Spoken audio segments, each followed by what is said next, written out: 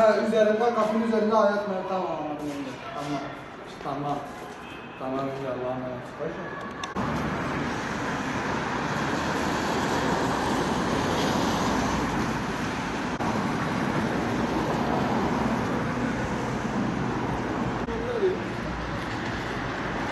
Burada boş konuşuyor.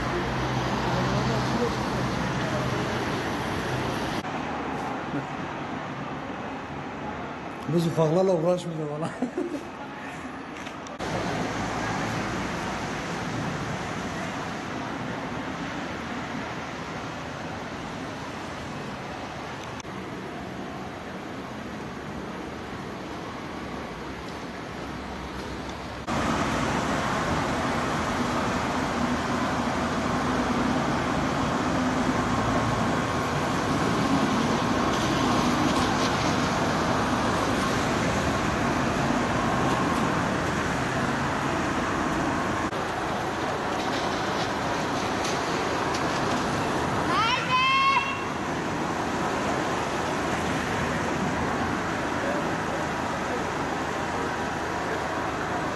Şimdi biz bu derneği kurduğumuzdan, burada açtığımızdan beridir bu konuda belediye çeşitli yollarla başvurduk.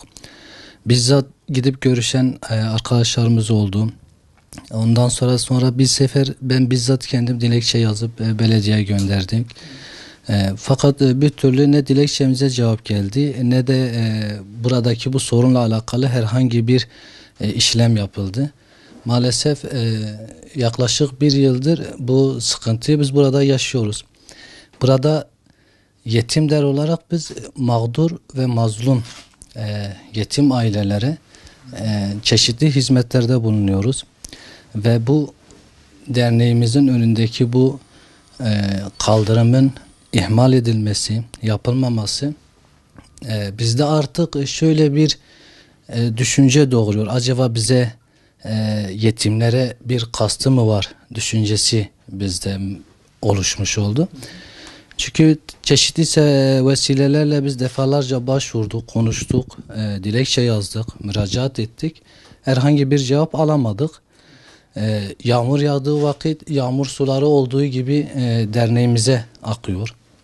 Bazen su taşkınlarıyla derneğe su basmalarıyla karşılaşıyoruz maalesef. Bundan dolayı kış aylarında bilhassa ciddi sıkıntılar yaşıyoruz.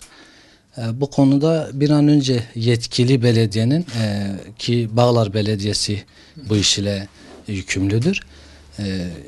Gerekli önlemlerini alması lazım.